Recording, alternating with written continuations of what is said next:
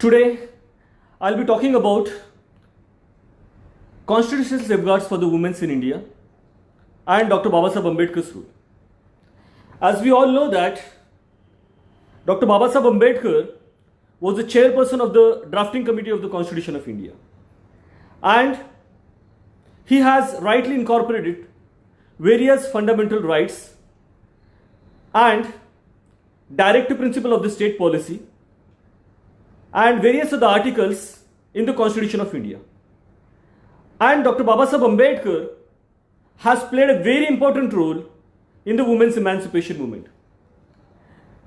Indian society being a patriarchal society, wherein the religious texts which have been written are written by whom? Are written by the male-dominated peoples. When you take Manusmriti, when you take Vedas, when you take all other dharma granthas that are there in India, are all written by the males. And therefore, we understand that all the religious texts are based on what? Are based on the discriminatory theory, are based on the social discrimination. As we all know that, right from Manusmriti, right from Vedas, it has been observed that women are considered to be an object of a pity. And therefore, there was a need of changing this social scenario indeed. And Dr. Babasaheb Ambedkar has played a very decisive role in changing the social scenario. Dr. Babasaheb Ambedkar not only challenged the hegemony of the Dharma Shastras, religious texts, but he also incorporated the constitutional safeguards for the women in the Constitution of India. So those who are doing the research on Dr. Babasaheb Ambedkar and women's emancipation, those who are doing the research on Dr. Babasaheb Ambedkar's and the constitutional safeguards for the women, they must understand that these constitutional safeguards are the basic principles, are the basic pillars, or the basic Magna Cartas of women's emancipation in India. When we understand all these points, we also need to understand what exactly Dr. Babasaheb Ambedkar did and how was the Indian social scenario and social system was. We know that there are various systems that existed in India. Sati system was there, polygamy was there, child marriage was there, widow marriage was not possible at that time, Keshuvapan system was there, and dowry system was there, and then various other systems were there in the society. And the Hindu women specifically was having no other space in the society to have their basically human rights to a larger extent. And at this juncture of time, we understand that Dr. Babasaheb Ambedkar has taken up a stand of giving the human rights to the women. We all know that his struggle of giving human rights to the women is not from only the Constitution of India. His various writings and speeches have been published by Government of Maharashtra. And there we find that Dr. Babasaheb Ambedkar has given his inspirational speech, has written his inspirational thoughts through which he has inspired the women to have their self-dignity and maintain their self-decorum. And we need to understand that what are the different constitutional safeguards that are there in India. We also need to understand prior to that the position and the status and the conditions of the women was absolutely poor in that particular juncture of time. And then they were totally excluded from the society. They were totally dependent on the men. And they do not have the right, they did not have the right of succession to property. They were totally dependent on the men. And in this Hindu dominated society, this was a society where basically the male dominated society was there. In this male dominated society, we find that ethnocentrism was developed of the upper caste peoples. And then Dr. Babasaheb Ambedkar was the only person who challenged all this hegemony, and due course of time, he has challenged all these things. And we need to understand that why did Dr. Ambedkar did so? And how did he do so? We need to understand that Dr. Babasaheb Ambedkar became the chairman of the drafting committee of the Constitution of India. So the entire task of writing Constitution of India was basically on the hands, in the hands of the drafting committee. I've already discussed about the 7 members, and I've already told that out of these 7 members, 6 members were not able to go there for what purpose? For writing the Constitution. One was in America, one was away from the Delhi, and one was away and busy in the state affairs, and one has died. So similarly, we know that 6 members were not present, and therefore the 6 members were not present, and then the entire task of writing Constitution was there on Dr. Ambedkar, which has been rightly explained by T.T. Krishnamachari in the Constitution Debate Assembly. It is recorded. So we need to understand what are the different constitutional safeguards that Dr. Ambedkar has given. I am here to explain all these things as a reason.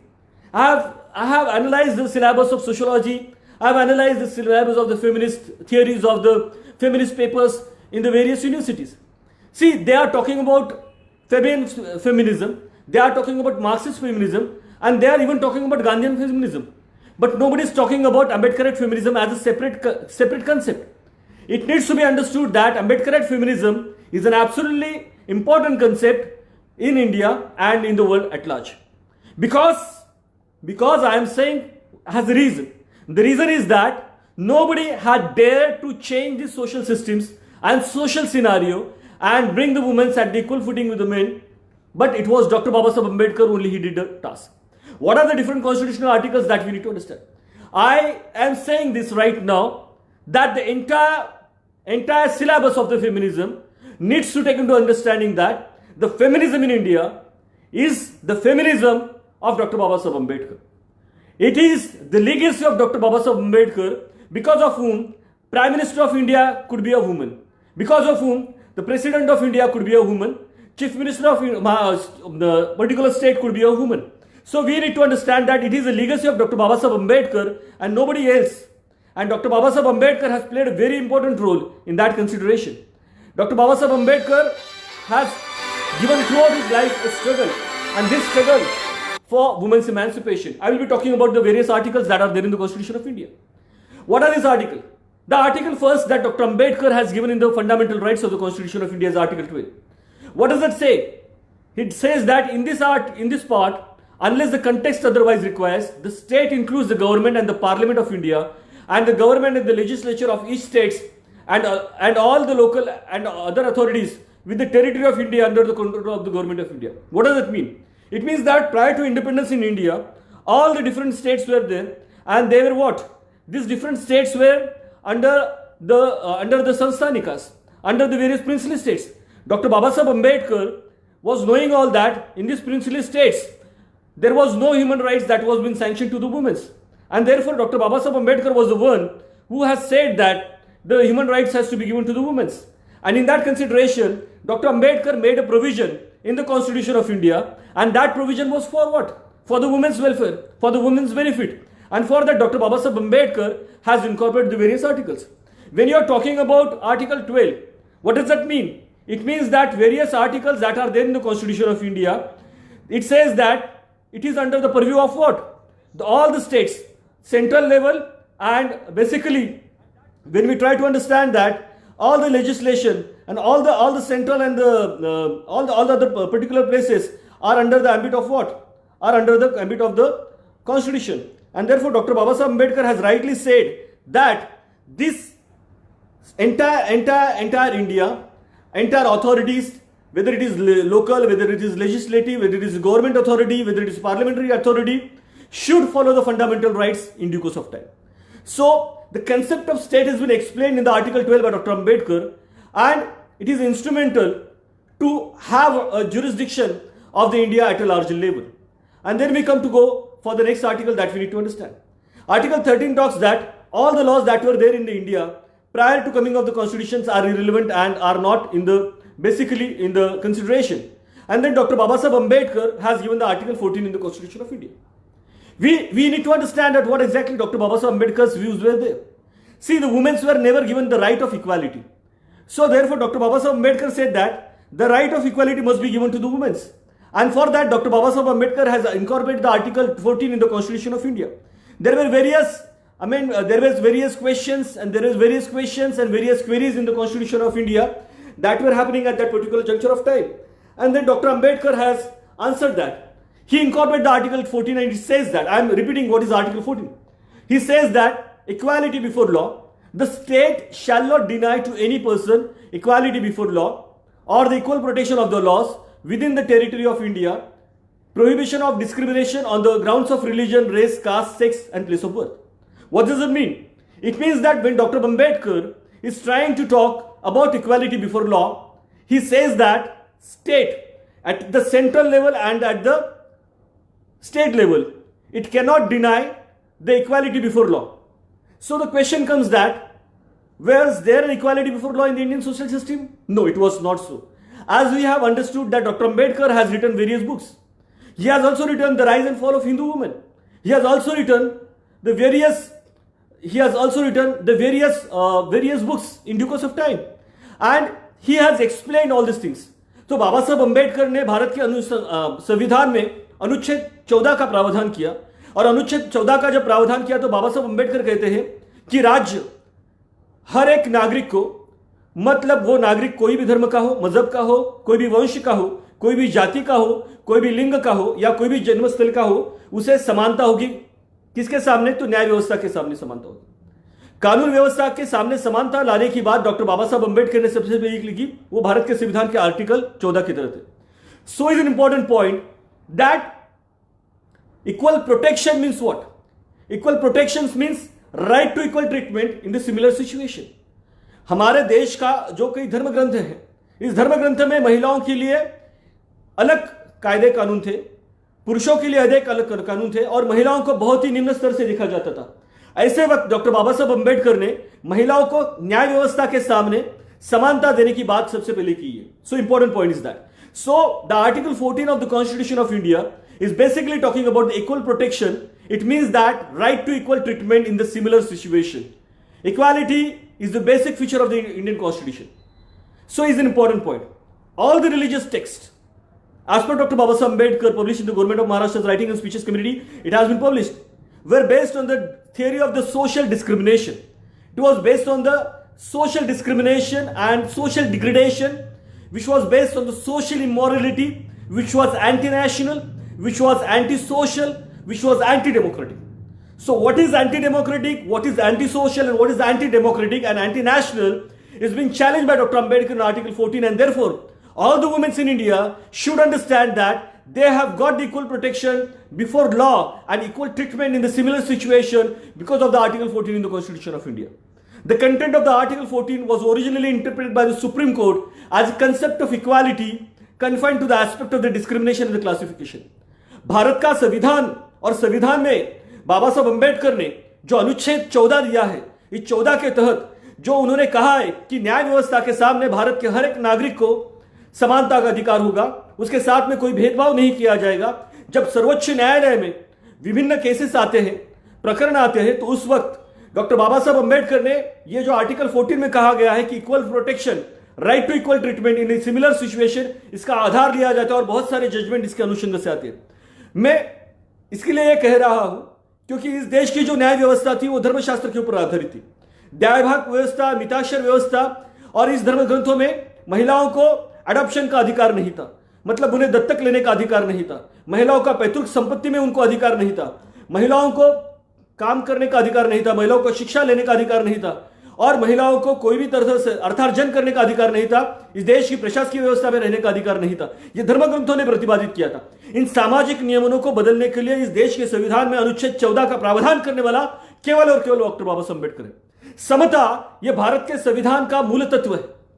Equality is the basic principle of the constitution of India, and therefore we need to understand that this concept of equality, which has been coined by Dr. Baba Saheb Ambedkar, is absolutely radical concept that we need to understand in due course of time. And further going to with the next article that Dr. Ambedkar has incorporated in the Constitution of India is Article 15.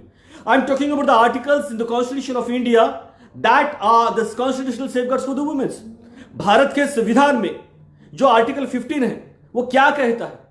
वो कहता है क्या, मैं बताता हूं। Article 15 talks that prohibition of discrimination of ground of religion, race, caste, sex, place of birth. So what does it mean? It means that the prohibition has the basic right of women to the self-determination and self-fulfillment.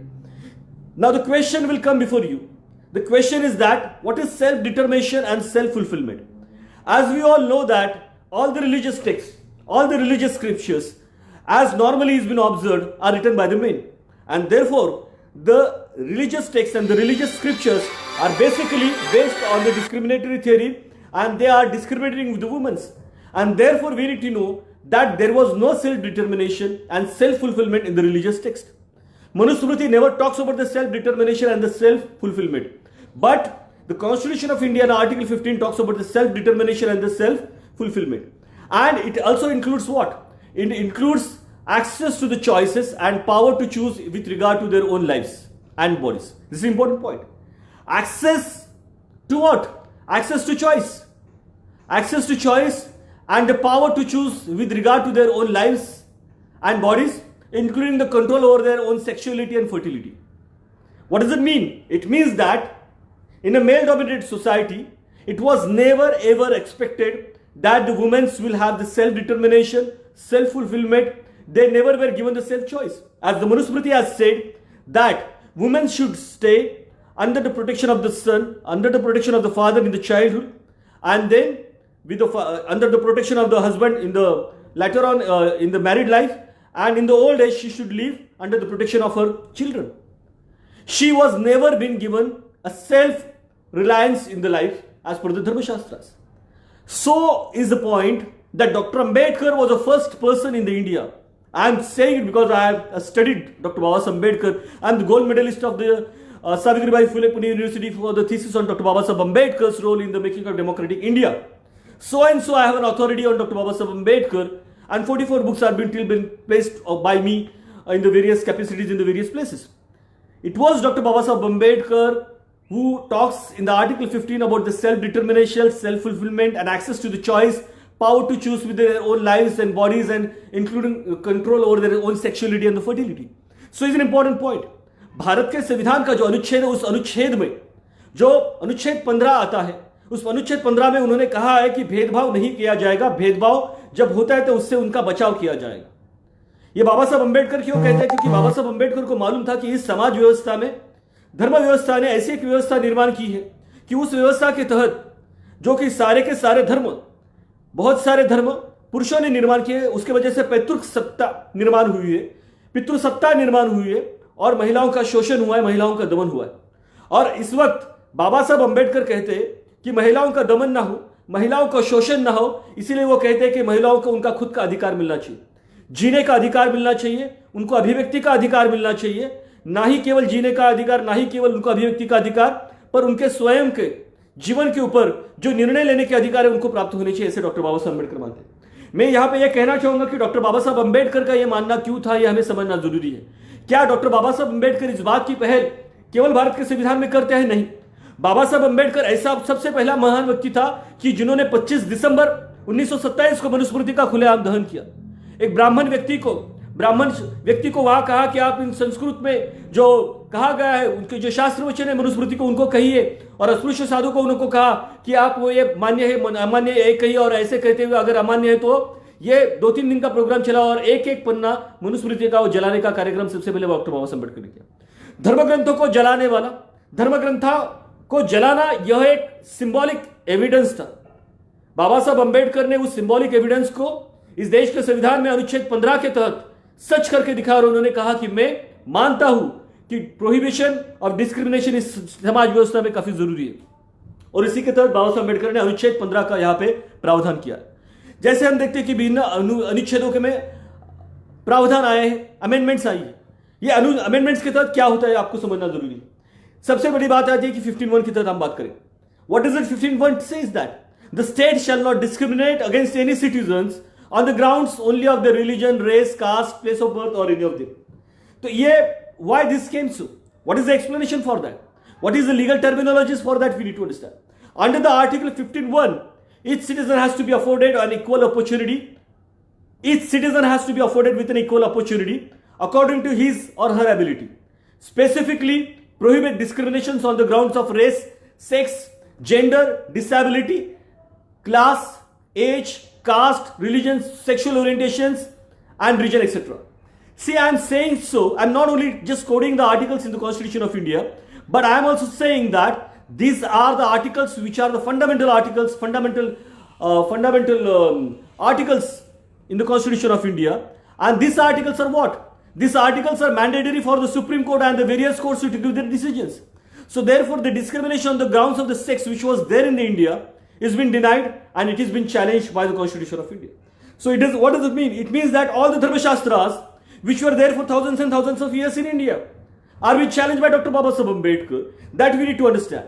And scholar and intellectual and intelligent person need not only say that these are the articles and this is the interpretation, but we need to give what does the Supreme Court say and what are the different cases in the Supreme Court that applies these principles of the Constitution of India, and therefore we need to understand that this is absolutely important in due course of time. Again, there are different articles. I would like to quote some of the few articles for the women's. One is Article 15(3). What does it say? ये 15(3) का जो अनुच्छेद है उसके बारे में यहां पे बात कर, महिलाओं के लिए भारत के संविधान में जो विविध अनुच्छेदों के द्वारा डॉक्टर बाबा साहब अंबेडकर ने प्रावधान किया तथा जो भिन्न अमेंडमेंट्स काल ओघ में आई हैं, उनके तहत महिलाओं का सक्षमीकरण जो हुआ है उसके बारे में यहां पे मैं बात कर रहा हूं। भारत का संविधान महिलाओं के सक्षमीकरण का सबसे बड़ा दस्तावेज है, हमें समझना जरूरी है। ना कि फेबियन सोशलिज्म, ना कि गांधीयन सोशलिज्म, ना कि Marxian socialism, Marxist feminism, Fabian feminism या फिर ये गांधीयन फेमिनिज्म, इनसे महिलाओं का उन्नति का और सक्षमीकरण का दौर नहीं आया है। यह सबसे बड़ी बात हमें कहना चाहिए। और जितने भी महिला समाज सुधारक है, उन्होंने महिला समाज सुधारना का कोई एक पहलू उन्होंने लिया होगा, लेकिन डॉक्टर बाबा साहब अंबेडकर ने हर एक पहलू के तहत बात की। महिलाओं को अभिव्यक्त करने का अधिकार देना, महिलाओं को विधवा विवाह का करने का अधिकार देना, महिलाओं को जो बाल विवाह के खिलाफ बात करना, महिलाओं को देवदासी प्रथा के खिलाफ बात करना, महिलाओं को व्यक्ति स्वातंत्र्य देना, भेदभाव से संरक्षण देना, इन सब बातों की पहल भारत के संविधान में डॉक्टर बाबा साहब अंबेडकर ने की है। इसलिए सबसे बड़ा दस्तावेज अगर कोई महिलाओं के फेमिनिज्म के मूवमेंट में अगर होगा तो भारत का संविधान।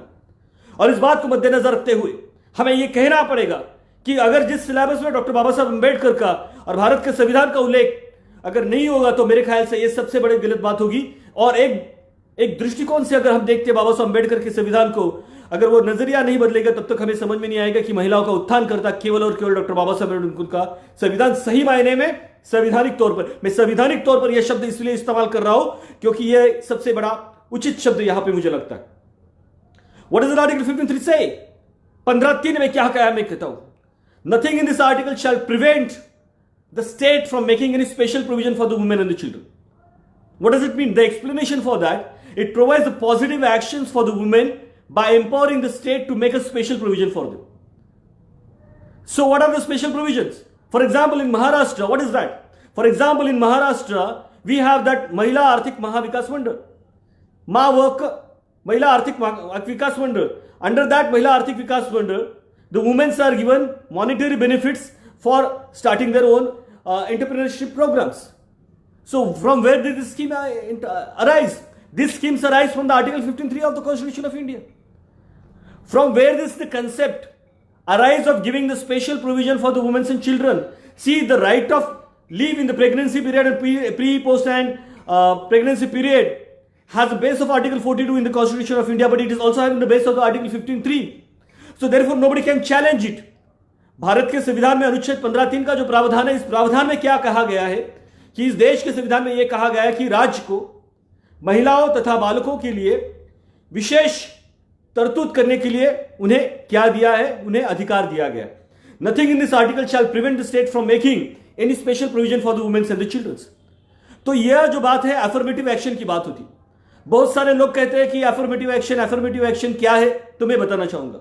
भारत में आरक्षण की बात आई, लेकिन भारत में आरक्षण आने के पहले वो आरक्षण अफ्रीका में था, वो आरक्षण नीदरलैंड में था, वो आरक्षण अमेरिका में था, वो आरक्षण विभिन्न देशों में था। ऐसे 29 देशों में आरक्षण था। जब डॉक्टर बाबा साहब अंबेडकर ने आरक्षण लाया, उसके पहले छत्रपति शाहू महाराज ने आरक्षण लाया था।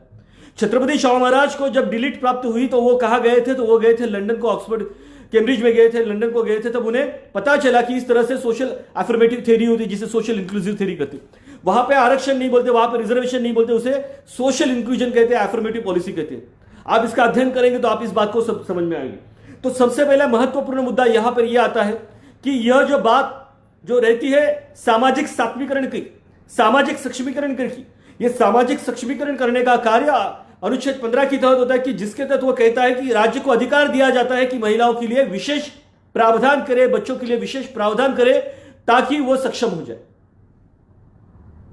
हमें यह बात इंपॉर्टेंट है, हमें यह समझना चाहिए कि डॉक्टर बाबा साहब अंबेडकर केवल अनुसूचित जाति के जनजाति के लिए विचार नहीं करते, तो भारत के पिछड़े तबके के लोगों में जो महिलाएं थे उनके लिए भी सबसे बड़ी बात बाबा साहब अंबेडकर कहते। बाबा साहब अंबेडकर को जब उन्होंने हिंदू कोड भी लाया था तो उनको विरोध करने वाली एक महिला थी अमृता प्रीतम कुमेरी कौर, और उन्होंने बाबा साहब अंबेडकर के खिलाफ मोर्चा लाया, उनके घर पे मोर्चा गया। तब डॉक्टर बाबा साहब अंबेडकर ने कहा क्या आपने हिंदू कोड बिल पढ़ा है? उन्होंने बोला मैंने पढ़ा नहीं है। तो डॉक्टर बाबा साहब अंबेडकर बोले सुनो मैं क्या कह रहा हूं। तो डॉक्टर बाबा साहब अंबेडकर बोले कि हिंदू कोड बिल जो मैंने लिखा है वो तुम्हारे लिए है, मेरे लिए नहीं है। डॉक्टर बाबा साहब अंबेडकर ने बोला कि हिंदू कोड बिल में क्या है? महिलाओं को सक्षमीकरण करना। हिंदू कोड बिल में क्या है कि महिलाओं को उनको दत्तक लेने का अधिकार देना। हिंदू कोड बिल में क्या है तो महिलाओं को उनको घटस्फोट लेने का अधिकार देना, उनके पैतृक संपत्ति में उनको अधिकार देना। इन सभी भिन्न बातों को मैंने यहां पे डाला है और यह बिल अगर पास होता है, पारित होता है तो इससे महिलाओं होगा। और यह बात जब उसे पता चली तो उन्होंने कहा कि मेरे पति ने मुझे कहा था कि ये महिला कोड बिल अगर आए, हिंदू कोड बिल अगर आएगा तो हमें दिक्कत होगी, जाओ इसको विरोध करो। उसने बोला कि मैं मेरे पति के खिलाफ जा सकती हूं लेकिन हिंदू कोड बिल के खिलाफ नहीं जा सकती। यह जब उस महिला को पता चला तब सही मायने में प्रबोधन हुआ है, मानता हूं। हम किसी जाति को, हम किसी विचारधारा को जब मानते हैं तब हम समानतावादी विचारधारा को विरोध करते हैं।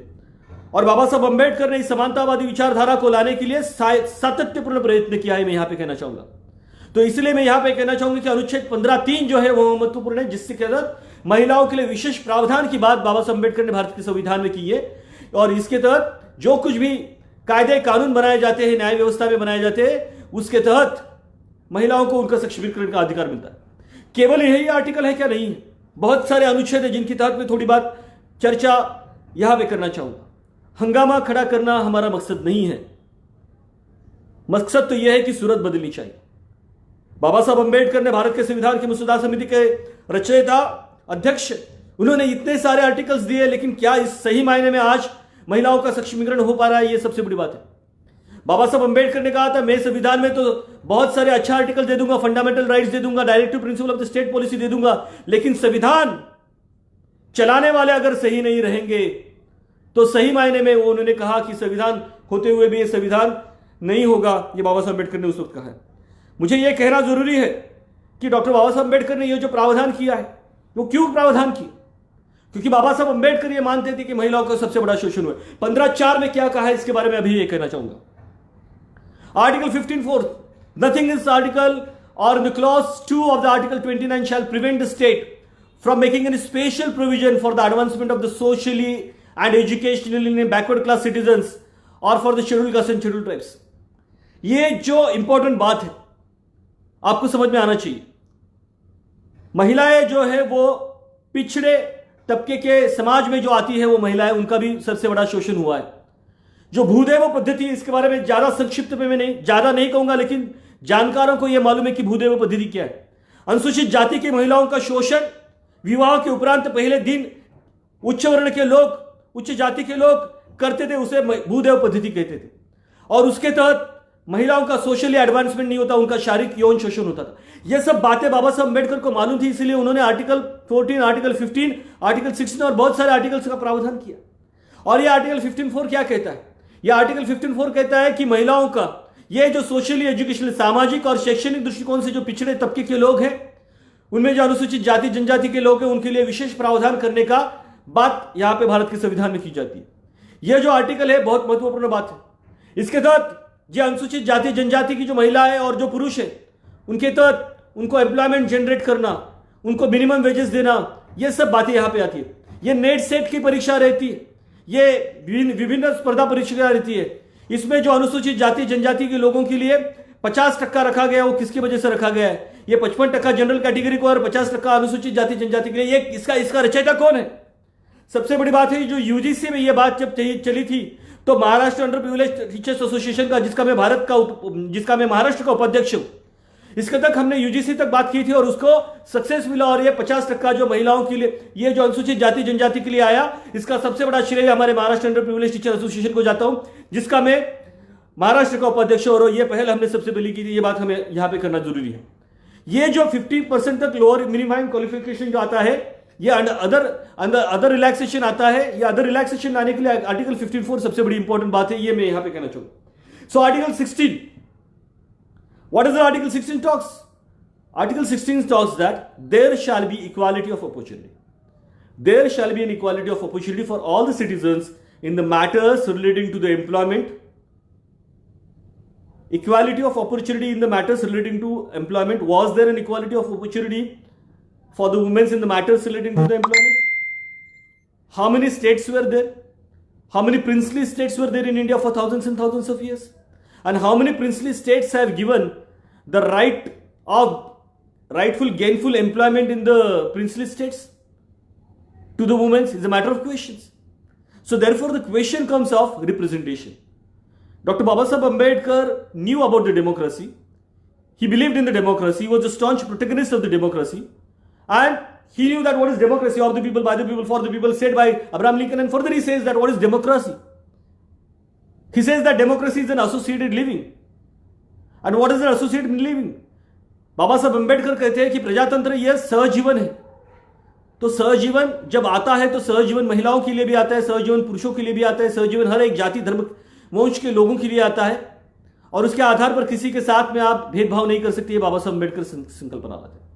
जब बाबा साहब अम्बेडकर ये संकल्पना लाते हैं तो इस संकल्पना को लाने के बाद में हमें यह पता चलता है कि राज्य की जो व्यवस्था है, केंद्र सरकार हो या राज्य सरकार हो, इसमें जो एम्प्लॉयमेंट होगा, जो सार्वजनिक सेवा योजना होगी, उसमें लिंग, वंश, जन्मस्थल, इसके आधार पर, जाति आदि आधार पर उनके साथ में भेदभाव नहीं किया जाएगा और उन्हें समान अधिकार दिया जाएगा. अभी ये बात बाबा साहब अम्बेडकर की कहते हैं. बाबा साहब अम्बेडकर बात कहते हैं क्योंकि इस देश की संविधान के पहले, इस देश में संविधान आने के पहले क्या व्यवस्था थी, हमें इसे जानना जरूरी है. तो हमें यह जानना जरूरी है कि इस देश की समाज व्यवस्था में, इस देश की प्रशासनिक व्यवस्था में महिलाओं को अधिकार नहीं दिया गया था प्रशासनिक तौर पर अधिकारी होने के. हम देखते कि सल्तनत बदल गई, मुगल आ गए, सुल्तान आ गए, बहुत सारे राजे आ गए, बादशाह आ गए. क्या महिलाएं उनको स्थान था? तो सवाल आता है कि नहीं था. अगर सवाल आता है कि नहीं था, जवाब आता है नहीं था, तो ये जो स्थान मिल रहा है, ये जो विश्वविद्यालय में महिलाएं पढ़ा रही है, ये जो सार्वजनिक सेवा योजना में महिलाएं पढ़ा रही है, जो कार्य कर रही है, वो किसकी बदौलत कर रही है? तो ये कर रही है भारत के संविधान के विविध अनुच्छेदों के तहत. ये समझना काफी जरूरी है. जब हम इस बात को समझ में आएगा, तब हमें समझ में आएगा कि हमारे स्वतंत्रता का रचयिता कौन है, हमारे अधिकारों का रचयिता कौन है, हमारे अधिकारों का मसीहा कौन है? तो डॉक्टर बाबा साहब अम्बेडकर और उनका संविधान है. मैं मानता हूं कि विविध अनुच्छेदों के बाद में विविध अमेंडमेंट्स आई, लेकिन वो अमेंडमेंट्स आने के लिए बेस किसने बनाया था? डॉक्टर बाबा साहब अम्बेडकर ने बनाया था. और इसके तहत ये 15/4 को समझना काफी जरूरी है कि 15/4 के तहत और बाद में 16 के तहत बाबा साहब अम्बेडकर कहते हैं, या भारत का संविधान कहते हैं कि there shall be equality of opportunity for all the citizens in the matters related to the employment and the appointment of any office under the state. ये पब्लिक एम्प्लॉयमेंट जो है, जिसे हम यूपीएससी कहते हैं, जिसे हम एमपीएससी कहते हैं, जीपीएससी कहते हैं, इसमें प्रावधान किसने किया? इसमें प्रावधान किसने किया? ये बाबा साहब अम्बेडकर ने प्रावधान किया. तो जो महिलाएं सार्वजनिक सेवा योजना में कार्यरत हैं, उनको यह समझना चाहिए कि बाबा साहब अम्बेडकर ने इस बात की पहल सबसे पहले की थी. ना कि मार्क्सिस्ट तत्वज्ञान से की थी, ना कि फेबियन तत्वज्ञान से की थी, ना कि गांधी जी ने की थी. अरे भाई, संवैधानिक तौर पर आपको सार्वजनिक सेवा योजना में अधिकार देने वाला अगर कोई है तो डॉक्टर बाबा साहब अम्बेडकर. यह बात जब तक समझ में नहीं आएगी, तब तक आपको समझ में नहीं आएगा कि आपका संवैधानिक अधिकार का रचयिता, आपका मसीहा कौन है. और यह मसीहा केवल डॉक्टर बाबा साहब अम्बेडकर और कोई नहीं है. यह समझना काफी जरूरी है. और इसके तहत कोई भी यह नहीं कह सकता कि पब्लिक एम्प्लॉयमेंट में महिलाओं को नहीं लिया जाना चाहिए. जो शोषण धर्म व्यवस्था के नाम पर होता, उस शोषण के खिलाफ डॉक्टर बाबा साहब अम्बेडकर बात करती है. यह सबसे बड़ी इंपॉर्टेंट बात है. अनुच्छेद 16(4) क्या है, हमें समझना चाहिए. यह भिन्न भिन्न आर्टिकल्स में यहां पर बात करता हूं, और भिन्न भिन्न आर्टिकल्स को बात करके मैं यहां पे जो बता रहा हूं, इसका प्रावधान जो भारत के संविधान में किया है, जिसके तहत महिलाओं का सक्षमीकरण हुआ, यह समझने की थी. सक्षमीकरण की प्रक्रिया अमेरिका में हुई थी. वहां पर निगरों का सक्षमीकरण किया गया था. सक्षमीकरण की प्रक्रिया नीदरलैंड्स में हुई थी. वहां के वंचित लोगों का सक्षमीकरण हुआ था. उसी तरह भारत में सक्षमीकरण की प्रक्रिया डॉक्टर बाबा साहब अम्बेडकर ने की थी, जो भिन्न तबके के लोगों के लिए की थी, और जिसमें महिलाओं का सबसे बड़ा प्रावधान है. ये सबसे बड़ी बात आपको समझना जरूरी. Article 16(4) what does it say? Nothing in this article shall prevent the state from making any provisions for the reservations in appointment. Nothing in this article shall prevent the state from making any provisions for the reservations of appointments. or post in favor of the backward class citizens in the opinion of the state is not adequately in the services under the state. वापस यह कहता हूं कि अनुसूचित जाति, अनुसूचित जनजाति, घुमंतु जाति, पिछड़ा वर्ग, विशेष मागास वर्गीय प्रवर्ग, ये जो विभिन्न प्रवर्ग की महिलाएं यहां पर है, इन महिलाओं को जो अधिकार मिल रहा है, यह अधिकार आकाश से नहीं आया है, यह अधिकार किसी और ने नहीं दिया, यह अधिकार केवल और केवल भारत के संविधान के तहत है। यह समझना जरूरी है। आरक्षण की व्यवस्था के तहत सामाजिक सक्षमीकरण करना। आप सोचो कि हजारों सालों से महिलाओं का उत्पीड़न हुआ है, महिलाओं का शोषण हुआ है, महिलाओं के साथ में भेदभाव किया गया है, और ऐसे व्यवस्था में महिलाओं का सक्षमीकरण करने का काम केवल और केवल डॉक्टर बाबा साहब अम्बेडकर ने भारत के संविधान के तहत किया। और इसके तहत मैं ये कहना चाहूंगा कि ये जो आरक्षण की व्यवस्था का जो लाभ महिलाओं को मिल रहा है, जो अनुसूचित जाति, जनजाति, घुमंतु जाति, जनजाति की है, जो पिछड़े तबके की, पिछड़े वर्ग की है, जो विशेष पिछड़े तबके की महिला है, जो माइनॉरिटी अल्पसंख्यक महिला है, उनको जो अधिकार मिल रहा है डॉक्टर बाबा साहब अम्बेडकर की बदौलत है। ये उनकी देन है। ये उनकी देन है कि आज आपका आर्थिक सक्षमीकरण हुआ है। बहुत सारे लोग बोलते हैं कि भगवान ने ऐसा किया, इसकी वजह से हमें ये जॉब मिल गया, मैंने इतने इतने उपवास किया, माता जी को प्रसन्न किया, मैंने इतने इतने उपवास किया, भगवान जी को प्रसन्न किया, इसलिए मुझे सार्वजनिक सेवा योजना में फलाना फलाना फलाना फलाना फलाना फलाना जॉब मिल गया। अरे बाबा साहब अम्बेडकर ने यह प्रावधान नहीं किया होता तो आपको क्या मिलने वाला था, ये तो आप समझ लीजिए। जहां हजारों साल से आप उपेक्षित थे, जहां हजारों साल से आपको पूछने वाला कोई नहीं था, जहां हजारों साल से आपको कोई मानने वाला कोई नहीं था, इस व्यवस्था में लाने वाला कोई नहीं था, तो क्या उस वक्त उपास तपास करके आपको अधिकार मिल सकते थे? नहीं, आज मिल रहे क्योंकि ये बाबा साहब अम्बेडकर की देन। भारत का पंतप्रधान होना महिला ने, भारत की राष्ट्रपति होना महिला, भारत में मुख्यमंत्री राज्य के होना महिला, ये बाबा साहब अम्बेडकर के संविधान की देन है और किसी और की देन नहीं है। सबसे बड़ी बात महिलाओं ने भारत में आज समझना काफी जरूरी है, क्योंकि उनके पूर्णता स्वतंत्रता का रचयिता अगर कोई है तो डॉक्टर बाबा साहब अम्बेडकर है। आर्टिकल 39A के तहत मैं बात करता हूं। मैं बायलैंग्वेज इसलिए हो रहा हूं क्योंकि विश्व के विभिन्न तबके कोनों से लोग देख रहे हैं, और भारत के कई लोगों ने हमें यहां पे गुजारिश की और उन्होंने कहा है कि सर आप हिंदी में भी बात कीजिए, आप मराठी, हिंदी, इंग्लिश तीनों भाषा में बात कर सकते हैं। हाँ, थोड़ा बहुत उर्दू में भी बात कर लेता हूं, लेकिन ये ज्यादा समय की पाबंदी की वजह से हम हिंदी और इंग्लिश में बात करेंगे। आर्टिकल 39A क्या है मैं बताता हूं। Certain principles of the policy to be followed by the state shall particularly direct its policy towards the securing that the citizens men and women equally have the right to have adequate means of the livelihood. What does it mean? That the citizens, men and women, equally have the right to an adequate means of the livelihood. So was there a adequate means of livelihood for the women in India? No, it was not so. Now you will be asking me how? Go and read Dr. Baba Saheb Ambedkar writing and speeches volumes have been published by government of Maharashtra. I was a member of the writing and speeches committee for the Mahatma Jyotiba Phule committee of the government of Maharashtra Higher and Technical Education Committee, and I have given in written to the government that all these articles, all these volumes should be published in the digital format, and you go to the web portal of government of Maharashtra, you will find that this all the volumes have been there in the digital format. You can understand that. अभी आप कहेंगे कि क्या होता है? So you need to understand the applicability of Dr. Baba Saheb Ambedkar and the Constitution and the amendments thereof that came in the law. The explanation is that in the persuasion of this provision, Parliament has passed the Legal Services Authorities Act 1987, and free legal aid is available from the district court to the highest court. ये क्या है? अभी आपको सवाल होगा कि अरे sir तो बात कर रहे, नई बात है, हमें मालूम नहीं था। जो महिलाओं के लिए ये फ्री लीगल एड जो मिल रहा है, ये कहां से आ रहा है? ये जो लीगल सर्विसेज अथॉरिटीज एक्ट 1987 आया है, वो कहां से आया? उसका बेस क्या है? आर्टिकल 39A है। अगर किसी महिलाओं को, अगर उसका शौहर या उसका पति अगर छोड़ देता है और वो महिला कौटुंबिक न्यायालय में जाती है तो उसे मुफ्त में सरकारी वकील मिल जाता है। क्यों मिलता है? इसका रचयिता कौन? इसका रचयिता है भारत का संविधान। इसका रचयिता है भारत का संविधान, और इसके वजह से भारत के संविधान की वजह से लीगल सर्विसेज अथॉरिटीज एक्ट 1987 आया है। लीगल सर्विसेज अथॉरिटीज एक्ट 1987 आया है, and free legal aid is available for the district courts and the highest courts. मतलब आप उच्च न्यायालय में भी जाएंगे तो आपको फ्री लीगल एड मिलेगा, और अगर आप जिला सत्र न्यायालय में जाएंगे तो भी आपको क्या मिलेगा, आपको यह अधिकार मिलेगा कि आपको मुफ्त न्यायिक व्यवस्था का अधिकार मिलेगा। और इसके तहत राज्य को मैंडेटरी करने का काम ये आर्टिकल 39A में किया है, जो काफी बात जो लोगों को मालूम नहीं है। मालूम इसलिए नहीं होती कि लोग मालूम करना नहीं चाहते, बात मालूम इसलिए भी नहीं होती क्योंकि लोग आपके सामने वो बात पेश नहीं करते, मालूम इसलिए भी नहीं होती क्योंकि हम समझना नहीं चाहते, मालूम इसलिए भी नहीं होता है क्योंकि हम ये सोचते हैं कि जो कुछ भी चल रहा है वो सही चल रहा है, क्या जरूरत है हमको जानकर कि हमारे लिए इसने काम किसने किया है। जरूरी है आपको यह समझना कि आपका उद्धारकर्ता कौन है।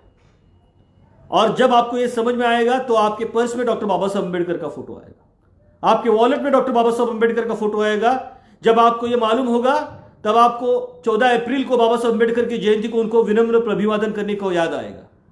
6 दिसंबर को बाबा साहब अम्बेडकर की स्मृति में उनको विनम्र अभिवादन आप करेंगे। जब तक आप ये समझ में नहीं आएंगे कि आपका उद्धारकर्ता और आपका रचयिता स्वतंत्र का बाबा साहब अम्बेडकर और भारत का संविधान है, तब तक आप ये समझ में नहीं आएगी।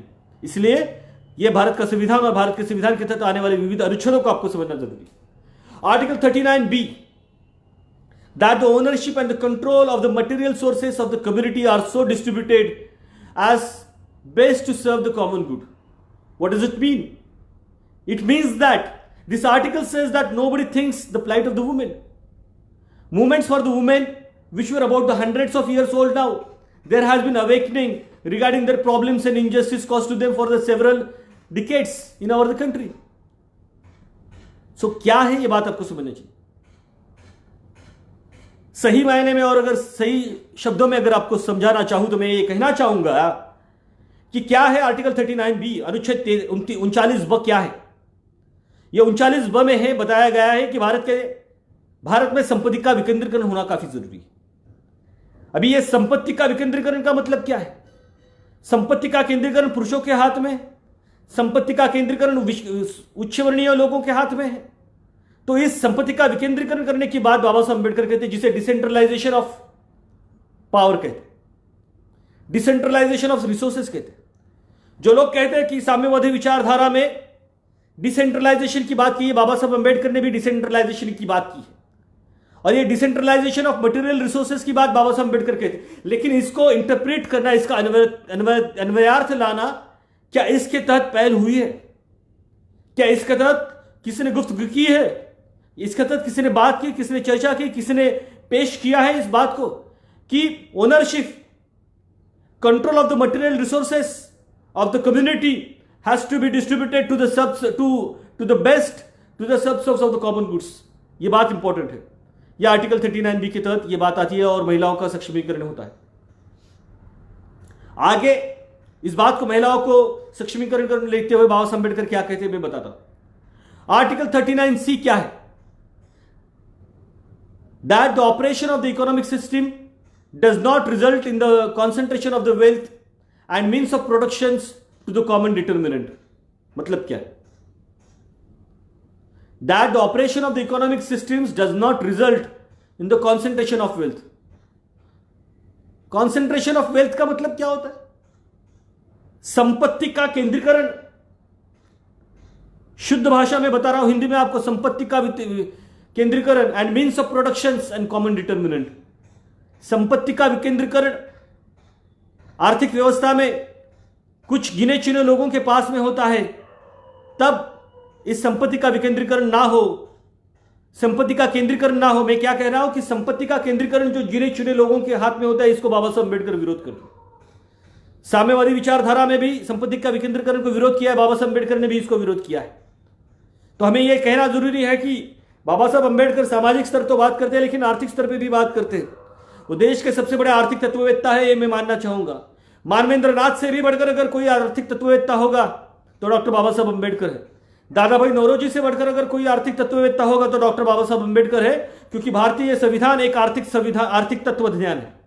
इस आर्थिक तत्वज्ञान के तहत इस देश के हर एक तबके के लोगों का सक्षमीकरण करने की बात बाबा साहब अम्बेडकर के। तो ये संपत्ति का विकेंद्रीकरण करने के तहत क्या हुआ ये बताता हूं। एक्सप्लेनेशन है इसका। The article provides that the states of Bihar, Madhya Pradesh and Odisha shall be the minister in charge for the tribal welfare who were in the charge of the schedule cast children और अदर वर्क्स। तो इनका ये जो विभाग है, SC/ST का जो विभाग है, इसके तहत इनको ये विशेष प्रावधान करने का अधिकार वहां पे दिया गया। ये बात मैं यहां पे कहना चाहूंगा। आगे बात आती है आर्टिकल 39D की। What does it mean? 39D is something that is radical, that there is a equal pay for the equal work for both men and women. Equal pay for equal work for both men and women मतलब क्या है? सीधा सा मतलब है समान काम समान वेतन। यूरोप में जब औद्योगिक क्रांति हुई थी तो औद्योगिक क्रांति के तहत महिलाओं को अलग वेतन दिया जाता था और पुरुषों को अलग वेतन दिया जाता था। क्या इंसाफ है? यह इंसाफ नहीं। महिलाओं को इंसाफ दिलाने वाला कोई अगर है तो डॉक्टर बाबा साहब अम्बेडकर है। बाबा साहब अम्बेडकर है और भारत का संविधान है। भारत का संविधान कहता है, आर्टिकल अनुच्छेद 39D के तहत कहता है कि क्या, कि समान वेतन समान कार्य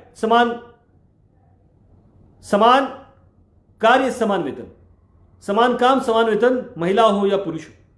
इतनी बड़ी बात बाबा साहब अम्बेडकर भारत के संविधान में कहते हैं। और ये फेमिनिज्म के सिलेबस वाले जो भारत के भिन्न भिन्न विश्वविद्यालय में वो कहते कि ये बाबा साहब अम्बेडकर का जो योगदान है वो दलित महिलाओं के लिए, ये सबसे गलत बात है। सबसे गलत बात है ये मैं यहां पे कहना चाहूंगा। ये समान काम समान वेतन, ये बाबा साहब अम्बेडकर की देन है, ये हमें समझना चाहिए। अभी आपको लगेगा कि इसका सुप्रीम कोर्ट में क्या एनालिसिस होता है, इंग्लिश में बताता हूं, क्योंकि कुछ बातें इंग्लिश में है तो इंग्लिश में बताना जरूरी है। सही बात है। ये प्रसूति रजा की तरफ आने वाला आर्टिकल 42 के बाद में मैं बात करने वाला हूं।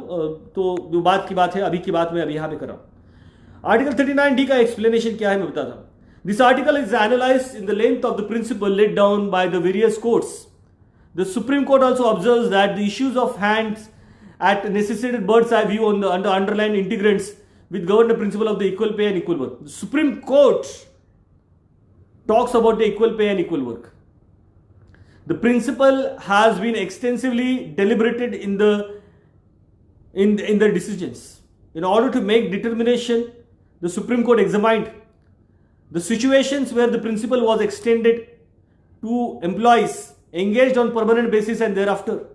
In the situations where the principle was extended, declined to different categories of the temporary employees.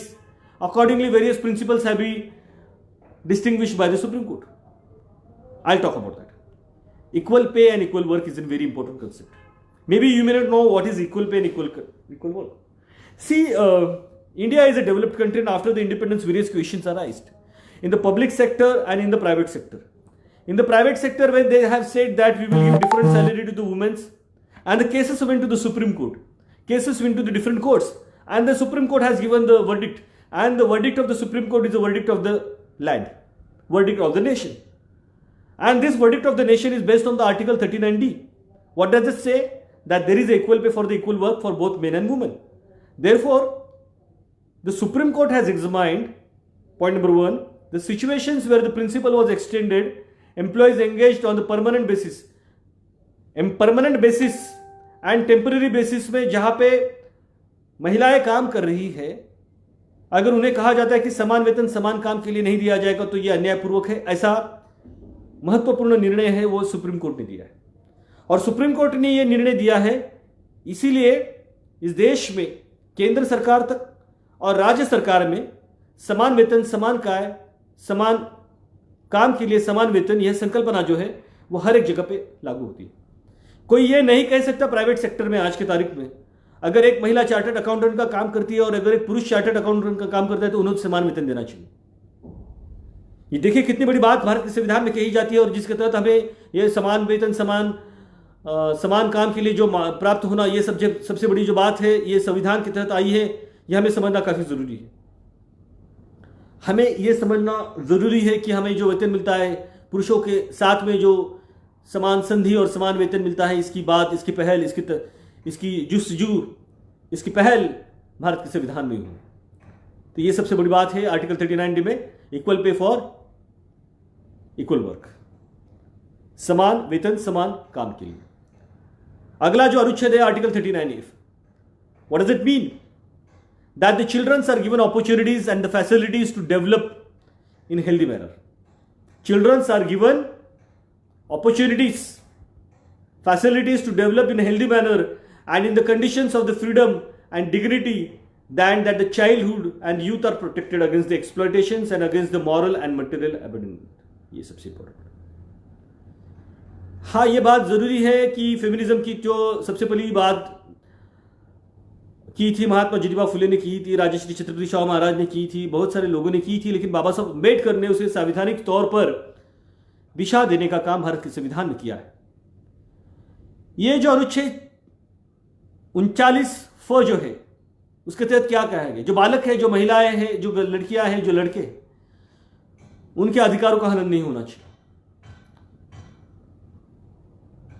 उनका फ्रीडम, उनका स्वातंत्र, उनकी डिग्निटी, उनकी अभिव्यक्ति, इसे जतन किया जाना चाहिए। उनका शोषण नहीं होना चाहिए। यह बात भारत के संविधान में आर्टिकल 39F में आती है। आज की तारीख में जो प्राथमिक शिक्षण महिलाओं को मुफ्त मिलता है, जो मध्याह्न भोजन मिलता है, वो किसके वजह से मिलता है? मध्याह्न भोजन की संकल्पना सरकारी संस्थाओं में, सरकारी स्कूलों में यह मध्याह्न भोजन मिलता है महिला लड़कियों को। यह प्राथमिक शिक्षण जो मुफ्त में मिलता है, यह किसी भगवान की पूजा करने की वजह से नहीं मिला है, यह किसी देवी की आरती करने की वजह से नहीं मिला है, भारत के संविधान की वजह से मिला है। ये बाबा साहब अम्बेडकर की देन है, क्योंकि उन्होंने आर्टिकल 13, आर्टिकल 14, आर्टिकल 15, आर्टिकल 16 और बहुत सारे आर्टिकल के तहत इसकी रचना की है, और इसके तहत ये जो अमेंडमेंट्स आई, इसके तहत ये सब बात आती है। तो जब भी एक एक निवाला बच्चे खाएंगे, लड़कियां खाएंगी सरकारी स्कूलों में मध्याह्न भोजन के तहत, वो बाबा साहब अम्बेडकर की देन है। ये जो प्राथमिक शिक्षण जो मुफ्त में मिलता है, ये बाबा साहब अम्बेडकर की देन है। ये सब बातें हमें समझना काफी जरूरी है, क्योंकि इसके तहत ही महिलाओं का सशक्तिकरण भारत में हुआ है। ये मैं यहां पे कहना चाहूंगा। Now the important point is about the article 42. Now somebody talks that the article 42 is about the women's right about the pregnancy period when it was been discussed in 1927. Yes, it was discussed, but that time also in the Bombay Legislative Assembly, Dr. Baba Saheb Ambedkar had said that women should be given pre-post pregnancy period leaves. That was, he has been discussed in the Bombay Legislative Assembly. Again, Dr. Baba Saheb Ambedkar, when he was a labor member of in the Governor General's Voice of Council between 1942-46, he had brought up the legislations that special provision will be made for the human conditions of the work and maternity relief will be granted to the women. मतलब बात यह होती है कि maternity relief प्राप्त होना, सार्वजनिक सेवा योजना में प्राप्त होना, इसकी बात राजा राम मोहन रॉय भी नहीं करती, इसकी बात ईश्वर चंद्र विद्यासागर भी नहीं करते, इसकी बात महादेव गोविंद रानडे भी नहीं कहते। लेकिन जब भी बात आती है महिलाओं के संदर्भ में समाज सुधारना की, तो बात हम लोग केवल राजा राम मोहन रॉय की करते हैं, ईश्वर चंद्र विद्यासागर की कहते हैं, रानडे की कहते हैं, लेकिन बाबा साहब अम्बेडकर की बात नहीं कहते। ये बात करना जरूरी है ना। ये बात करना इसलिए जरूरी है कि उनका जो मातृत्व का अधिकार है, और मातृत्व के अधिकार में उनको छुट्टी प्राप्त करने का अधिकार, इसकी बात डॉक्टर बाबा साहब अम्बेडकर ने बॉम्बे लेजिस्लेटिव असेंबली में करते हैं। बाद में बाबा साहब अम्बेडकर इस देश में जब कानून, इस देश में जब कामगार मंत्री थे, तब उसके तहत लेजिस्लेशन लाते हैं और आर्टिकल 42 में ये बात करते हैं। ये बाबा साहब अम्बेडकर ने जो मनमाड़ में जो कामगार की सभा हुई थी, उस बाबा साहब अम्बेडकर ने महिलाओं के 1941 में बात की, महिलाओं के अधिकारों की बात की थी। बाबा साहब अम्बेडकर जो कहते आते हैं 1927 में, 1941 में और बहुत सारे समय में 1927 में बात करते हैं, और अब हम लोग आते हैं भारत के संविधान की तरफ, तब हम ये जानते हैं कि बाबा साहब अम्बेडकर की कथनी और करनी में फर्क नहीं है। जो वो कहता है वो करके दिखाता है। इसलिए बाबा साहब अम्बेडकर को सही मायने में आदर्श समाज सेवक, समाज रचयिता, महिलाओं के अधिकार का उद्धार करता माना जा रहा है। ये जो महिलाएं भारत की, इन महिलाओं को जो सार्वजनिक सेवा योजना में कार्यरत है, उन्हें प्रसूति, पूर्व प्रसूति और प्रसूति के पश्चात जो कालखंड में जो 6 महीने की पूर्ण छुट्टियां मिलती है, इसका केवल और केवल पूर्ण श्रेय डॉक्टर बाबा साहब अम्बेडकर को जाता है। क्या इस बात के बारे में उनको मालूम है? बाबा साहब अम्बेडकर ने नागपुर का जो सेशन लिया था all India schedule caste federation के तहत, 25,000 महिलाएं उस फेडरेशन के वहां उपस्थित थी। उस वक्त में बाबा साहब अम्बेडकर में नागपुर के महिला अधिवेशन में बात करते हैं महिलाओं की स्वतंत्रता। बाबा साहब हर एक वक्त पे बात करते हैं, लेकिन केवल वो बात करके ठहरते नहीं। बाबा साहब अम्बेडकर भारत के संविधान के अनुच्छेद 42 में आते। मैंने आज तक तकरीबन 60 से 70 रिफ्रेशर कोर्स और ओरिएंटेशन कोर्स में बात की है एज ए रिसोर्स पर्सन। जब मैं बाबा साहब अम्बेडकर मराठवाड़ा यूनिवर्सिटी में गया था तब उसके महिलाओं ने कहा कि नहीं, बाबा साहब अम्बेडकर तो अनुसूचित जाति जनजाति के लिए बात करते हैं। सर, आप पहले वक्ता ऐसे कि जिन्होंने बताया कि हमें ये जो मातृत्व का अधिकार दिया गया है, हमें जो प्रसूति पूर्व, प्रसूति और प्रसूति के पश्चात के कालखंड में 6 महीने की जो छुट्टियां मिलती है और उसके पश्चात भी बच्चा जब 5 या 10 साल तक होता है तब भी हमें जो प्रेगनेंसी लीव मिलती है बाबा साहब अम्बेडकर मिलती है, ये हमें मालूम नहीं था। इसलिए बाबा साहब अम्बेडकर को हम मानते थे कि ये अनुसूचित जाति जनजाति के लीडर है। आपको मालूम नहीं, इसका मतलब ये नहीं कि बाबा साहब अम्बेडकर ने महिलाओं का उत्थान के लिए कार्य नहीं किया। आपको मालूम नहीं, इसका मतलब ये नहीं कि आपको जो अधिकार मिल रहे हैं वो आकाश से आए हैं या किसी और ने आपको खैरात में दिए हैं। आपको यह मालूम होना जरूरी है क्योंकि आप इस अधिकारों का फायदा ले रहे हैं, आप इसके लाभार्थी। इसलिए जब आपको यह सब बात समझ में आएगी कि working in the human conditions and for the maternity relief the state shall make provisions for securing the just and human conditions of work and for the maternity relief. This is an important point. The benefits of the maternity relief has to be given to the women in pre, during and the post maternity leave with the pay scale. देखिए, पे scale मतलब क्या है कि आपकी जो वेतन श्रेणी है, वेतन श्रेणी को संरक्षित किया जाए।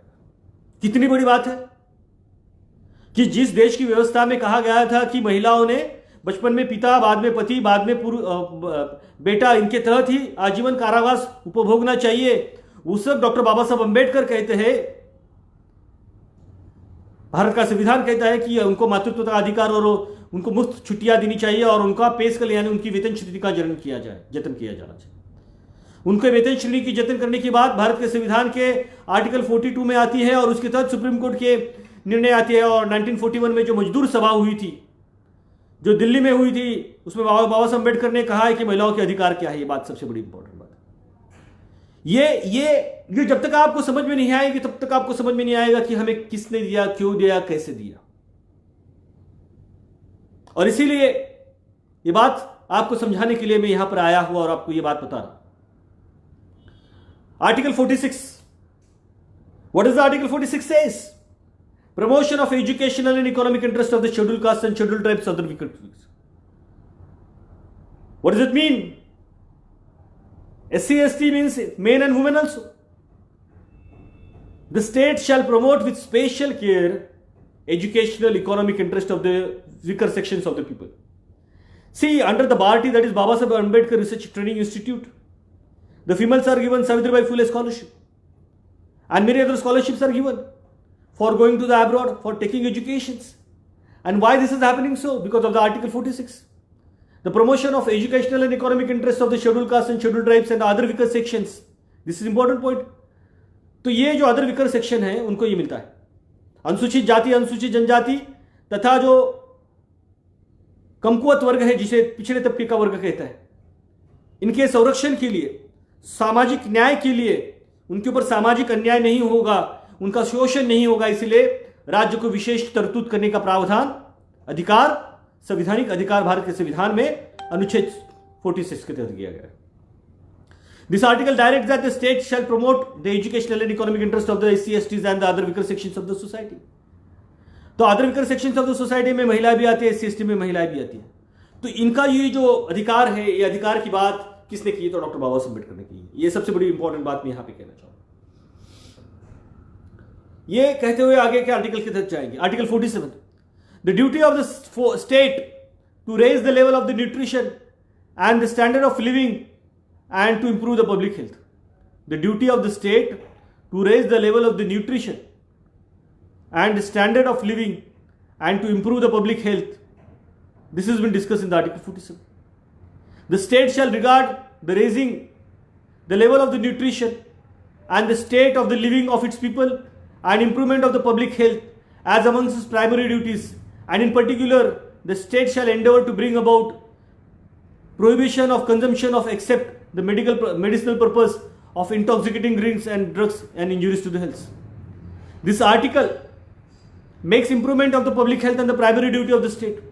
If it is indeed local authority should approach to the state government to grant loan or aids for the health and public must be given to the priority. तो ये सार्वजनिक आरोग्य की बात जो होती है वो आर्टिकल 47 के तहत होती है। ये सबसे इंपॉर्टेंट बात है। ये सार्वजनिक इस्पीतल है, हॉस्पिटल है, उसमें ये जो मुफ्त सेवा दी जाती है, इसका अगर कोई प्रावधान होगा तो ये आर्टिकल 47 का प्रावधान है। और ये मध्याह्न भोजन की योजना है, लेवल ऑफ न्यूट्रिशन बढ़ाने की बात होती है, ये आर्टिकल 47 की तहत आती है। मुझे बात करना काफ़ी ज़रूरी है। बहुत सारे अनुच्छेदों के तहत बाबा साहब अम्बेडकर ने महिलाओं का सक्षमीकरण किया, और ये सक्षमीकरण करते हुए आगे बात चलती है तो हमें यह पता चलता है कि फंडामेंटल ड्यूटीज भी बाबा साहब अम्बेडकर करते हैं। Article 4A, part 4A of the constitution of is about the fundamental duties. Now मूलभूत अधिकार बाबा साहब अम्बेडकर बात करते हैं, जिसके तहत हमने बात की राज्य धोरण के निर्देशक तत्व, जिसकी बाबा साहब अम्बेडकर ने बात की। अभी महत्वपूर्ण बात में करने वाला कि भारत के संविधान का भाग 4A जो है, जिसे हम मूलभूत कर्तव्य कहते हैं, जिसके तहत मैं बात करना चाहूंगा। ये जो है क्या कहता है, the above articles promotes the international peace and security should be maintain just and honourable relation between the nations. ये fostering the respect of the international law, ये जिससे बात होती है फंडामेंटल ड्यूटीज की बात पार्ट 4A में कहते हैं। बाबा साहब अम्बेडकर कहते हैं कि आपको मूलभूत कर्तव्य भी पालन करना चाहिए। केवल मूलभूत अधिकार देकर चलेगा नहीं, तो मूलभूत अधिकार को जतन करने के लिए, मूलभूत अधिकार का जतन करने के लिए क्या करना चाहिए, तो मूलभूत कर्तव्य भी देने चाहिए। और भारत के संविधान में भाग 4A में बाबा साहब अम्बेडकर ने मूलभूत कर्तव्यों का प्रावधान किया है। देखिए, बहुत सारे लोग बात करते हैं मूलभूत अधिकारों की, लेकिन बहुत सारे लोग बात नहीं करते मूलभूत कर्तव्यों की। ये मूलभूत कर्तव्य भी बहुत ज्यादा जरूरी है, क्योंकि अगर मूलभूत कर्तव्य अगर लोग ना माने तो संवैधानिक नैतिकता इस देश के तहत निकल जाएगी। इसलिए बाबा साहब अम्बेडकर का ये मूलभूत कर्तव्य की बात बहुत बड़ी इंपॉर्टेंट है। बात आती है आरक्षण की। Article 243D clause 3, what does it से? Not less than 1/3, including the number of the seats reserved for the women belonging to the scheduled caste and scheduled tribes. Not less than 1/3, including the number of the seats reserved for the women belonging to the SC/ST of the total number of seats to be filled by the direct elections in every panchayat shall be reserved for the women, and such seat may be allotted by rotation in the different constitutions of the panchayat. हम बात कहते हैं पंचायत राज की बात कहते हैं, और कहते हैं कि इन आधुनिक राजकर्ताओं ने पंचायत राज की बात की। अरे सबसे पहली बात, पंचायत राज का सबसे बड़ा प्रावधान अगर किसी ने किया हो तो छत्रपति शाहू महाराज ने किया है, यह आपको समझना जरूरी है।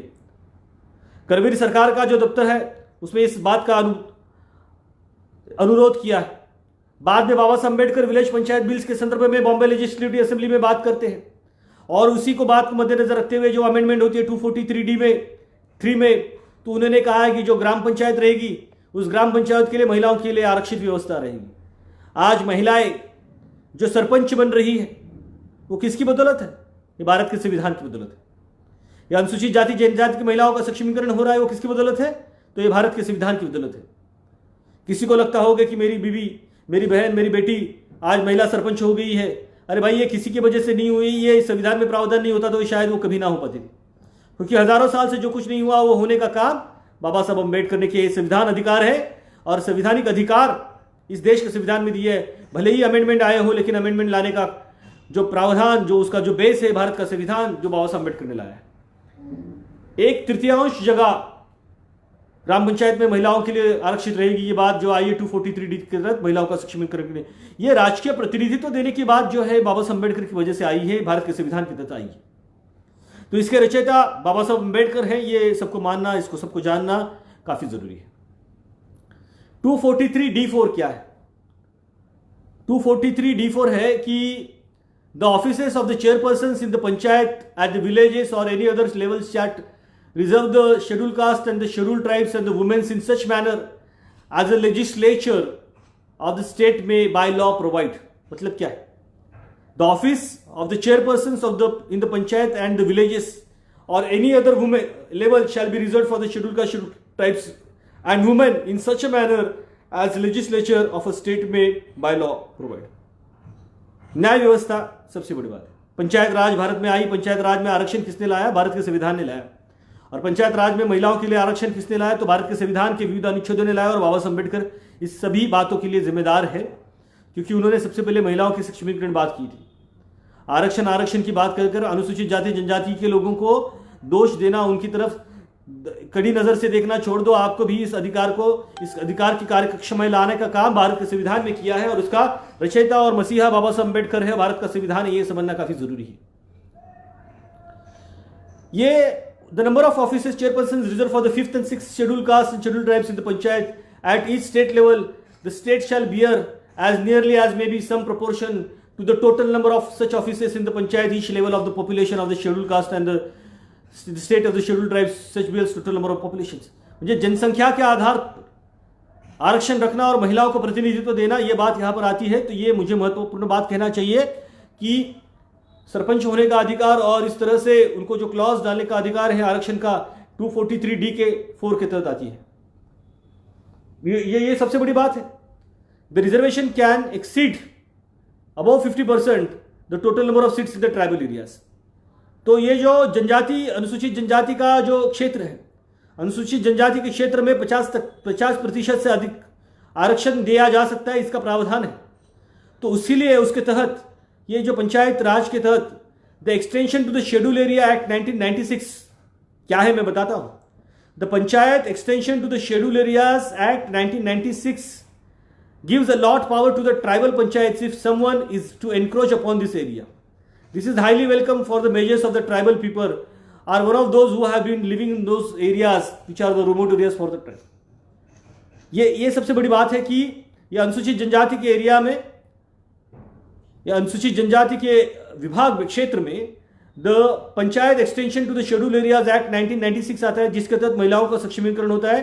इस देश के अनुसूचित जनजाति के लोगों का सक्षमीकरण होता है. आगे जब बात आती है तो अनुसूचित जनजाति की महिला, जिसे हम आदिवासी महिलाएं कहेंगे, उनका भी सक्षमीकरण होता है, उन पुरुषों का भी सक्षमीकरण होता है. The tribal people have the benefited by the PESA, but still in the states of Chhattisgarh and Jharkhand where the large chunk of tribal population resides, it is not applicable. This issue must be applicable. तो PESA की बात आती है, अधिकारों की बात आती है, तो अधिकार किसने दिए? तो भाई बाबा साहब अम्बेडकर ने दिए. महिलाओं का सक्षमीकरण हुआ है तो ये बाबा साहब अम्बेडकर. 243D की बात आती है. क्या है 243D? Reservation of seats not less than 1/3 of the including number of the reserve seats for the womens. ये बात यहां पर आती है, सबसे बड़ी बात है. तो ये म्यूनिसिपैलिटीज है जिसे हम महानगर पालिका कहते हैं.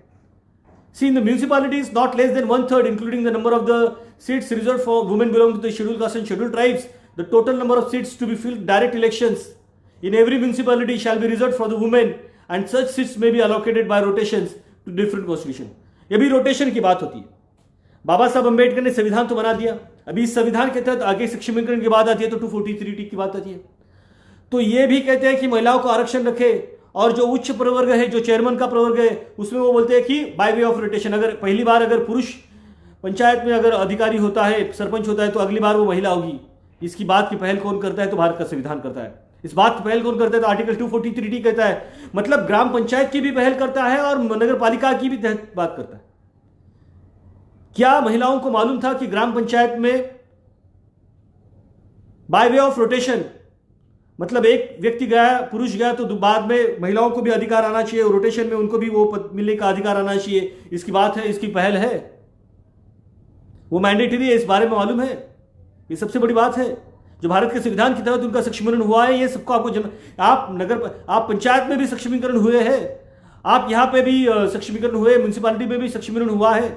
The chairperson in the municipality shall be reserved for the scheduled caste, scheduled tribes and the women in such manner as the legislature of the state may be by laws. ये मुंबई महानगर पालिका की अगर महापौर महिला है तो किसकी बदौलत है? भारत के संविधान की बदौलत है. ये भारत के संविधान के आर्टिकल 243 की देन है कि वो वहां पे सक्षमीकरण उनका हुआ है. ये समझना जरूरी है कि आपको ये पोजीशन क्यों मिला है. बाय वे ऑफ रोटेशन आया है, बाय वे ऑफ रिजर्वेशन आया है. ये आकाश से नहीं आया है, ये किसी ने आपको खैरात में नहीं दिया. ये भारत के संविधान की देन है. ये भारत के संविधान की देन है कि आप नगर पालिका में, ये भारत के संविधान की देन है कि आप म्यूनिसिपैलिटीज में, ये भारत की संविधान है कि देन कि आपका सक्षमीकरण सार्वजनिक सेवा योजना में हुआ है. तो ये सब बातों को मद्देनजर रखते हुए मैं यहाँ पे काफी समय हो चुका है, तो इस समय के वजह से, पाबंदी की वजह से मैं ज्यादा कुछ नहीं कहना चाहूंगा, लेकिन मैं ये इतना कहना चाहूंगा कि आज इस व्याख्यान के दौरान मैंने जिन अनुच्छेदों की बात की वो अनुच्छेद क्या है और उसके तहत उनका सक्षमीकरण कैसे कहते होते. तो मैं फिर से एक बार दोहराना चाहूंगा और अंत में कहना चाहूंगा कि क्या क्या बात की, क्या पहल मैंने इस आज के व्याख्यान के तहत की. अनुच्छेद 12 जो भारत के संविधान में है, अनुच्छेद 14 जिससे कहा गया है कि समान संरक्षण हर एक महिलाओं को मिलेगा, न्याय व्यवस्था के सामने भेदभाव नहीं होगा लिंग के आधार पर. 15 कहता है 15(1) कहता है कि उनके साथ में भेदभाव नहीं होगा। 15(1) के बाद में आता है 15(3), जिसे कहा है कि महिलाओं के सक्षमीकरण के लिए विशेष प्रावधान करने का अधिकार भारत के संविधान में दिया गया है। बाद में आता है 15(4), जिसके तहत कहा गया है कि महिलाओं के सक्षमीकरण के लिए, उनके शैक्षणिक सक्षमीकरण करने के, उसके सामाजिक सक्षमीकरण करने के लिए प्रावधान करने की बात आती है 15(4) में। 16(4) में आता है कि उनके समान संधि देने की बात आती है। 16(4) के बाद में हम देते हैं कि 16(4) के बाद में बहुत सारे महत्वपूर्ण आर्टिकल्स आते हैं। उसमें आता है 39A, उसमें कहा जाता है कि महिलाओं को उनके उपजीविका का अधिकार मिलना चाहिए। 39B में कहा जाता है कि संपत्ति का विकेंद्रीकरण होना चाहिए, महिलाओं को भी संपत्ति का अधिकांश लाभ भी मिलना चाहिए, ऐसा उन्होंने कहा है। 39C में उन्होंने कहा है कि संपत्ति का विकेंद्रीकरण ना हो, महिलाओं को उनके अधिकार प्राप्त हो। उसके बाद में हमने कहा है कि समान वेतन समान काम के लिए मिलना चाहिए, इसकी बात की पहल अगर कही होती है तो आर्टिकल 39D में होती है। 39F में बात होती है कि जो महिला बाल कामगार है उनके तहत बात होती है, उनको समान संधि मिलनी चाहिए, उनका अभिव्यक्ति का स्वातंत्र्य मिलना चाहिए, उनका एक्सप्लॉयटेशन नहीं होना चाहिए, इसकी बात की पहल भारत का संविधान कहता है। अनुच्छेद 42 के तहत महिलाओं को प्रसूति पूर्व, प्रसूति पश्चात कालखंड में उनको अधिकार मिलने की बात भारत के संविधान में की जाती है। ये सबसे बड़ी बदेन बाबा साहब अम्बेडकर की महिलाओं को है, ये सबसे बड़ी बात उन्होंने समझना काफ़ी जरूरी है। आर्टिकल 46 के तहत महिलाओं को और पिछड़े तबके के लोगों को ये जो शैक्षणिक और उनके जो आर्थिक अधिकार हैं उनको जतन करने की बात वहाँ पर की जाती है। आर्टिकल 46 के बाद में आर्टिकल 47 आता है, जिसमें उनका न्यूट्रिशन का स्तर बढ़ाने के लिए उनका स्टैंडर्ड ऑफ लिविंग बढ़ाने की बात होती है, जीवन मान उचित सार्वजनिक आरोग्य के संदर्भ में बात होती है। आर्टिकल 51 के बाद में आर्टिकल आता है 4A भाग 4A, जो भारत के संविधान में जिसे मूलभूत करते हुए कहते बाबा साहब अम्बेडकर के कहते कि संविधान कितना भी क्यों न भला हो, लेकिन संविधान को अमल बजावनी करने वाले लोग अगर संवैधानिक नैतिकता उसमें ना रहेगी तो वो सही मायने में संविधान अस्तित्व में नहीं आएगा, इसलिए वो फंडामेंटल ड्यूटीज भी देती है। 243D3 के तहत जो बात आती है पंचायत में महिलाओं के सक्षमीकरण और उनके आरक्षण की बात आती है। 243D4 के तहत जो बात आती है वो वापस महिलाओं को पंचायत व्यवस्था में वो जो चेयरमैन वगैरह जैसी पोस्ट है उसमें आरक्षण रखने की बात आती है। और उसके बाद में जो अनुसूचित जनजाति क्षेत्र है उसमें the panchayat extension schedule areas 1996 act में महिलाओं को सक्षमीकरण की बात आती है, पेशा के तहत सक्षमीकरण की बात आती है। 243T के तहत महिलाओं को ये म्यूनिसिपैलिटीज में आरक्षण की बात होती है और आरक्षण, और उसके बाद में जो महत्वपूर्ण पद है उस पद में आरक्षण महिलाओं को ये रोटेशन में मिलना चाहिए, उनको अधिकार देने की बात बाबा साहब ये संविधान में आती है। इन सभी बातों का सबसे बड़ा अगर कोई बात करने वाला होगा तो डॉक्टर बाबा साहब अम्बेडकर है। मैं डॉक्टर संदेश वाक, प्राध्यापक एवं विभाग प्रमुख इतिहास विभाग तथा इतिहास एवं पुरातत्व शास्त्र अभ्यास मंडल अध्यक्ष मुंबई विद्यापीठ तथा भारत के केंद्र सरकार के HRD मिनिस्ट्री के Indian council of historical research का पश्चिम भारत का गोवा, गुजरात, महाराष्ट्र राज्य का मैं समन्वयक रह चुका हूं।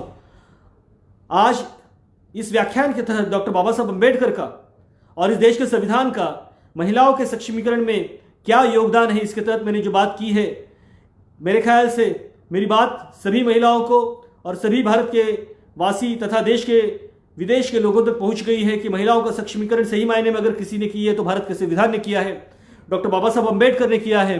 तो सही मायने में संवैधानिक तौर पर स्त्रियों का मुक्तिदाता अगर कोई होगा तो केवल और केवल डॉक्टर भीमराव रामजी अम्बेडकर है, और उनको मैं शत शत नमन करता हूं। जय भीम, नमो बुद्धाय।